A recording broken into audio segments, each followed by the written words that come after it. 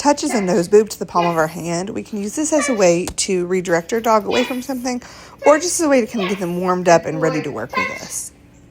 Yes, good job. Down. Yes. Sit. Yes. That was a crunchy one. Down. Yes. Yes. Sit. Yes. Down. Down. Yes. Yes. Yes. For come when called, we're Sonny, going to say, June, Sonny, come. Yes. And then good as soon as he turns his head to look puppies. at Good you, job. you're going to mark yes and start praising him all the way to Sonny, you, and then come. Yes, good boy. You can practice Nice this around the job. house, the yard, or Sonny, even come. in the Yes, front yard good on a long line. boy. And then build up to other places practicing. Sonny, This just come. helps with building up his Yes, ability to good do boy, this Sonny. in emergency Good boy, situations Sonny. if there Come was on. one that came up. Good boy. The other thing I like doing practicing is practice Sonny, calling come. him, rewarding Yes, him, yes, and then letting good him go back to doing whatever it was he boy. was doing for a little bit. And then maybe 5-10 minutes later, you call Sonny, again, reward, let them go Yes, back. good boy. This just helps build up that real life recall, Nice. as well as him knowing we're Sonny, not always come. ending his fun, Yes, and that good sometimes we just need him boy. to come Good and boy, check in with Sonny. us. Good boy. Nice. Place means go to the bed and stay there until released. His release word is free. And so what I'm doing here is a formal training session. I'm going to ask him to place, and then I'm going to practice moving around, adding in some small distractions, adding in some distance as well as duration, and then I'm periodically coming back and rewarding him. When you reward him in place, you want to make sure you always reward by tossing the food onto the bed. This encourages him to stay on the bed and that the food comes to him and he does not need to get up to meet you for it. The goal is that over time, you're going to be able to build in more and more duration between each retreat, then to the point where you won't need as much anymore, or more than 1 or 2 treats. So you're just going to walk around, move around, add in some distractions. You can be silly and stomp and dance and make like noises, open cabinets, things like that to add distraction. This is also a really fun one to do with kids. So you can basically play Simon Says, have him on his place, and ask the kids to do things like jump, run from here to there, crawl, spin around, silly kid stuff, and then periodically rewarding him for staying on his bed. Again, this just helps build in all of that distraction. So this is one way to practice in these formal training sessions where you can really build up duration between reinforcement. And then when you're ready, you'll say free to release him from his place. If he gets up and you did not release him, you're just going to simply send him back and say place, tell him to go back to his place, and then wait a little bit, building in that duration, and then reward and release him.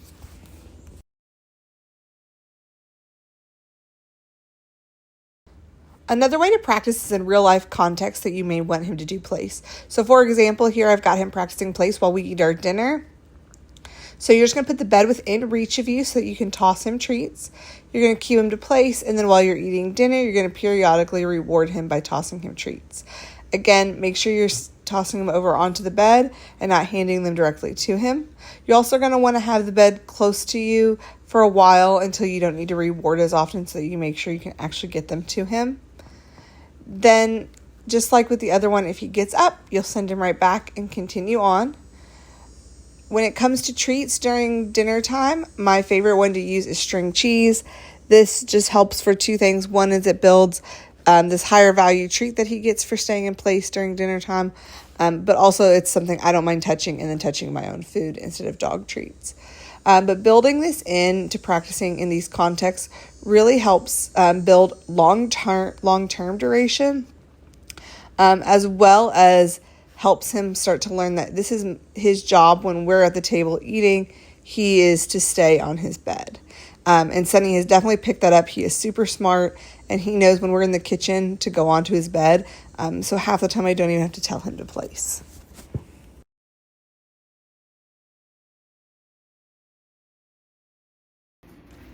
Wait means stop and don't go any further. So when we're saying wait, we're drawing an imaginary line and telling him he cannot cross this line unless we release him through it. When he's waiting, he can be in a sit, down, stand, walk around. He can pretty much do anything as long as he's not crossing that line. And then his release word is free, just like it was with place. This is really helpful around the front door, so you have a dog that's not dashing out the front door, as well as around stairs like I was just doing, because that way you don't have him tripping you as you go up and down the stairs. I especially love this for dogs and kids, so that we can ask the dog to wait while the kids go up or down the stairs and then release him so that he's not getting underfoot and knocking anyone over. In this situation with the front door, I'm actually not going to release him like I did with the stairs, because we're not letting him go out the door, so we don't actually have to say free. When we come back in, we're going to just shut the door, reward him, and move on. There's no need to release because you're not letting him cross that imaginary line. Good boy, Sonny. Wait. One of the best ways to practice wait is just to build it into your daily routine. Anytime you guys go out the door, anytime there's a package at the door, up and down stairs, things like that. Just build it into that daily routine so it's remembered. And it's just something he practices all the time. Wait.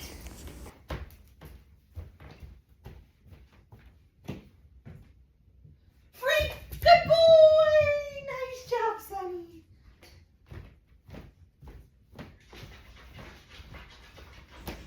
Another way I like to use wait is when I need to go into a room to do a task or just to grab something and I don't want the dogs to follow me. So I'm going to cue wait. Again, I've drawn that imaginary line. He's free to go play, do whatever he wants, or sit there if he wants. And then I'm going to go in that room and do my thing. And while I'm doing that, have a couple treats in your pocket, and you can just periodically reward by tossing the treats out and away from your line that you drew, which is the doorway here. This just helps. Again, they're free to go do whatever, but that way they're not following you everywhere if you don't want it. This is one that I commonly do with my own dogs when I don't want them to come into my son's room, but maybe I'm putting away laundry and I don't want to have to shut the door. I can just tell them to wait. They're free to go do something else or stay outside the door, but I don't want them in the room with me. So again, this is one that you can just kind of build into that daily routine with him. And eventually you won't need to do as much rewarding for it. But right now he's still going to need a little bit of reward as he's learning how to do this again at your house. Boy.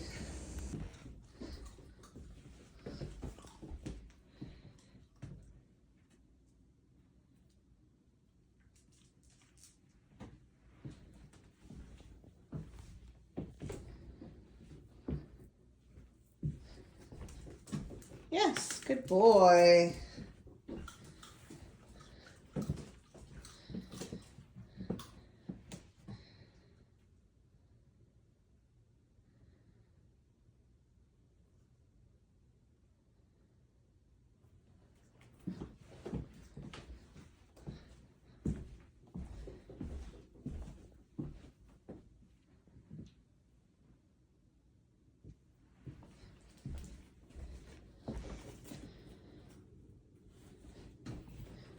Good boy, Sonny.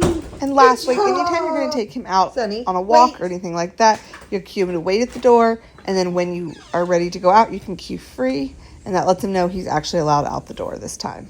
Free. Let's go. Leave it and drop it. So for leave it, it means stop and back away from the thing that you were headed towards. So leave it is our proactive approach, whereas drop it is our reactive approach. He already has something in his mouth and we're going to ask him to drop it. So you can practice this at home by just dropping treats. Again, this is one that I really like to get kids involved in. Have them holding the food while the adult is still going to be the one that says leave it. It's a really great way to practice the kids having the treats in their hand, things that they're dropping or just things that they're holding on to. Because kids seem to always have food and the dogs learn that fast. So we can help practice any kind of real life scenarios like you see me doing there in the kitchen. We want to just build in practicing in all those real life areas. Same with drop it. If he's got something in his mouth, you're going to cue him to drop it. As soon as he does let go of it, you'll mark yes and reward. All right, so I'm out here on a walk with Sonny. Yes, good boy. So we can kind of show you what it's like walking him and talk about it a little bit. So the big thing with Sonny right now on walks is what we're addressing is not so much about pulling, which you see so often with a lot of dogs. Sonny's is more about helping him feel confident and comfortable out on walks. Yes, because he's still unsure. about new environments, definitely, but even just being out in the outside world like we are now in the neighborhood, even when it's quiet like this. Every noise, every sight is something he has to pause and kind of take in. So he can hear a dog barking right now. Yes. And so walks right now are slower paced with him. So I would set your expectation at that your walks might not be very far or very long right now, that they're going to be really just focused on helping him feel comfortable and confident, and kind of maybe pushing him slowly a day at a time to go a little farther or do a little bit more. Yes, good boy. But we want to go at his pace so that we don't make his unsureness turn into a bigger fear than it needs to be. Yes, good boy. We want to just keep building that confidence. So while we're doing that and kind of going at his pace and helping him feel comfortable, that can be cheerleading him on, praising him, talking to him, helping him feel comfortable if he sees something scary. Yes, good boy. Verbally reassuring him that everything's okay, he's fine, he's safe. And then the other big thing, yes, good boy, that we're doing is, though he's not pulling right now, we want to make sure we're building good leash skills for the future as he does feel more confident. Good boy. Where are you going? Come here. So the main way that we're doing that is by what we would call rewarding good choices. So what this is what you kind of been seeing me do as I've been talking here. And that's when he's walking next to me, yes. Or even slightly in front, but the leash is still loose. He's walking in any way that we like. We're going to mark yes and reward him. Yes. So we're telling him when he walks like this, that's perfect. We like that. And so the more we do that, the more he's going to offer us that behavior. So we're kind of weeding out any potential for pulling from the get-go. Yes. By showing him what we do want him to be doing. Even though he's already, for the most part, walking this way, we want to continue to encourage it, because as he gets more confidence, he's more likely to start going farther. Yes. So even like that, if he's slightly in front, but that leash is still loose, I'm still going to mark yes and reward him. The big thing is that when you're rewarding like this is you want to make sure you're rewarding right next to your side and with the hand closest to him. Yes. And you can see I always put my hand down at my side, and he has to come meet me where I am. I'm not reaching it out to him. He's got to meet me where I am. Yes. Right? Because all the good stuff happens right here. And again, that's going to help keep him closer in the long run as he feels more confident in his walks. Yes. Good boy. You want to make sure, again, too, that you're using the hand closest to you and that you're not using your opposite hand and crossing over in front of your body, or you're going to have a dog that's meeting you in the front a lot, which is very annoying, and you'll be tripping. Yes, good boy. Nice job. This way. This way is our cue that we're changing directions. This can be any directional change. It doesn't have to be just kind of a complete turnaround. Good boy. Yes. Yes. Good job. Other good choices you can reward him for are offering you eye contact and attention when there's a lot of distractions. Good boy. Yes. So I would focus on the rewarding these good choices, helping him understand what we do want him to be doing as he gets more comfortable. Yes. And then focus on going at his pace when it comes to getting him out. We don't want to overwhelm him and kind of throw him in the deep end. We want to take it slow, start with quiet times in the neighborhood, quiet times at the park, and build up to more distracting and more kind of chaotic areas and times so that we can build positive associations while we're doing this. Good boy, Sonny.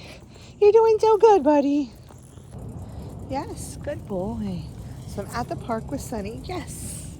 And we're practicing a little bit of the look at that game. So this is where when he sees things, yes, hears things that he's a little nervous about, dogs, people, noises, anything like that.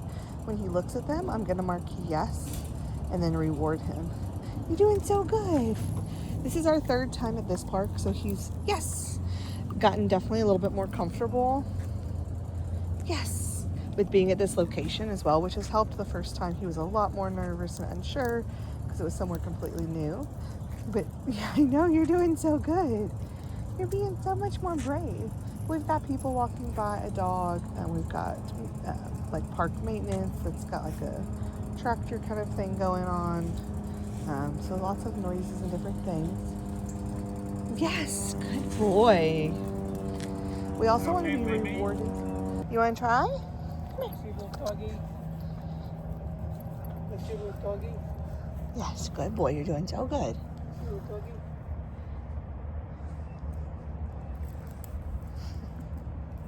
Good boy, Sonny. Good boy. Yes. Good boy. Come here. Nice job. Yes, good boy. All right, so we're gonna watch that dog and another dog pass by. Yes, you can see how he got a little nervous there before. So we're gonna let him just, yes, watch some dogs from afar, kind of check it all out. So we're back to that look at that game. When he checks them out, when he looks that direction, then we're gonna reward him.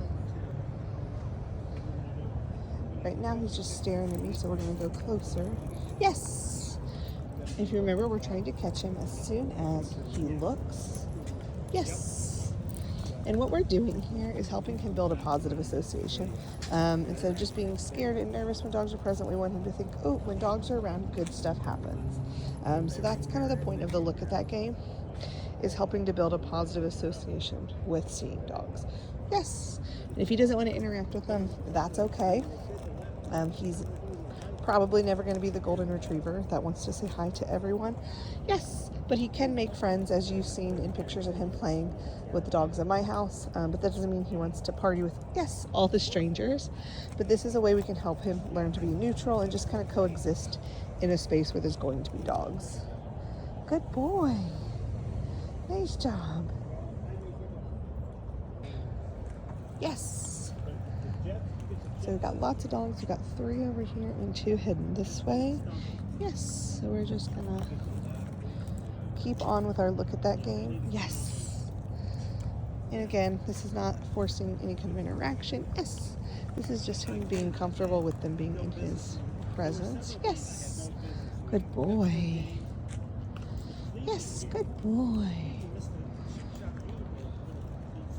Yes, good boy.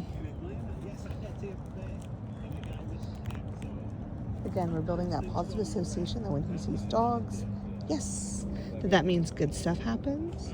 The other thing we're doing is letting him know that we've got his back. Yes, when he's unsure, when he's nervous about something, he can always check in with us, and we will reassure him, let him know that the situation is okay and that he's safe, and that we've got his back. Yes, good boy. Good boy. Nice job. Yes, good boy. Good job, buddy. Lots of dogs and stuff happening. Good job, bud. It's also important that we're giving him opportunities to sniff and just relax, especially when in new environments, but anytime kind of we're out and about with him. Yes, good boy. Because sniffing is relaxing. It's how our dogs check out the world. And so it's a really important piece for them, and something we want to allow them time to do. As he's getting more comfortable, he's starting to sniff more, which is great to see. When he's uncomfortable, he doesn't do a whole lot of it. But like I said, we want to encourage it and let him have those times because it does help him. It's calming, it's relaxing, good boy. So anytime we can kind of walk him near areas where he might want to sniff and encourage it and let him have that time, we want to make sure we're allowing him that opportunity to do so. Yes, all right, we've got some other dogs walking by. So I've kind of stationed him up above on this little thing just to help him feel secure and safe. So you can see how he's backing away. Yes. And you can see those hackles going up. Those are big signs that he's uncomfortable. Yes, and a little unsure and nervous. Good job, buddy. Yes, good boy. Good boy. Nice job. Yeah. So you can see kind of the hair standing up down his back. Those are his hackles. That's a sure sign that he's uncomfortable. His tail is tucked a little bit. You couldn't see because he was sitting down too much. Yes, good boy. And then, of course, moving away from them. So he heard them coming. They were a little bit noisier. That's them barking. Yes. And we're going to continue that look at that game. Yes, with the noise to help him feel comfortable. You can see that tail's tucked. This is how he gets with especially the barking and noises from the dogs. Good boy. Nice job, buddy. So right now, when you're out with him, you want to start in lower distraction areas like this. There we go. Good boy, Sonny. I would not take him out during a super busy time in the neighborhood or to a park. Right now, you want to start taking him out in times like this, like we are right now, where there's people, there's things happening, but it is slow. It's not constant. There's breaks. It's not overwhelming. We want to start taking him during these times. Just let him slowly acclimate to being out in the world and feeling comfortable and confident. And then as he's feeling better and you're seeing body language from him that is more comfortable and confident, then you can start taking him to slightly busier times. So even when we took him to lunch with us, we picked a fast food restaurant so that if it wasn't great, he wasn't doing well, we could leave. We also made sure to while we were near a lot of busy stuff like cars, that we weren't sitting around a bunch of people, and that there was some space so that he didn't feel overwhelmed. It was definitely a semi-overwhelming experience for him, just because you can see he does get nervous. Yes, good boy, you're doing so good. But you want to start in these slow areas because we want to take it slow. We do not want to throw him in the deep end. That will not help him. If anything, that is going to make it a lot worse. And so we want to make sure that we are taking this slow, letting him go at his pace, letting him feel comfortable and confident, before we just kind of throw him into the craziest of human life. Good boy, you're doing awesome. Yes. And when we're out in these kind of lower times and nothing's happening, there's no people or dogs around, then we're going to just practice his loose leash walking skills. Yes. And that was where we go back to that rewarding good choices when he's walking next to us. Yes. Good boy. Nice job. This way. Yes. Good boy. Nice job. Oh, good boy. You see something? So he sees the tractor gator thing. Yes. It's a little noisy from the park guys. Yes. Good boy. Okay, let's go. Nice job. So just like that, even when we do have something pop up that's smaller like that at a distance, yes, we're going to let him look. We'll do the look at that game a couple times and then see if he's ready to move on. Yes. Good boy. Oh, I dropped a piece. Good job. Good boy, yes. All right, we've got some more dogs that are going to be walking by. And one other thing I wanted to make sure I mentioned is that when you do see dogs, if you're in a tight area, to see if you can try to get as much space as possible right now, because a lot of people are oblivious and will let their dogs come right up to him without even asking. And we want to make sure, again, that he's getting to do everything at his pace and comfortable. And so we want to make sure we give him some space so that people's dogs aren't just wandering up. Yes, good boy. So he's watching them. I'm going to let him look a little longer. Yes. Good boy. Nice job. Yes, good boy. Yes. And so you can see how, because we've been marking and rewarding him, yes, for seeing dogs. Now when he sees dogs, he's already kind of automatically looking back at me. That is good. That is the next kind of stages where he's understanding now that dogs mean food, and he's checking back in with us. Yes, which is what we want to see, because he's checking in, seeing what this means. Is it good? Is it okay? Yes. And we're going to keep letting him know that is great. He's doing a great job, and that, all he needs to do is that he can observe, he can check it in. Oh, we see another doggy. Yes, good boy. Sorry, come on. So whenever you can, give him as much space as needed. If you're stuck in an area where you don't have any space and you see dogs coming, especially multiple dogs or people whose dogs are on retractables who may just let their dog walk right up to Sonny, that is where I would pick him up. You are not going to ruin anything or create any kind of bad behavior by picking him up. That is the beauty of a small dog, is that when needed, they can be picked up. Yes. And so I would do that again to just avoid any negative experiences as much as possible, so that we can continue to only create really positive experiences, so he enjoys the presence, yes, of other dogs and people, or at the least feels pretty neutral about them and can just coexist. Good boy, Sonny. Good job. And that's a wrap on Sonny's training.